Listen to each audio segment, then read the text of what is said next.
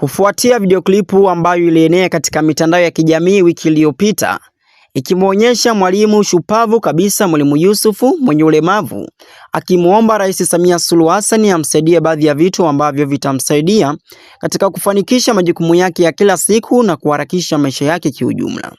Hatimaye Rais wa Jamhuri ya Muungano wa Tanzania Mheshimiwa Samia Suluhu Hassan amemjibu kwa vitendo Mwalimu Yusuf.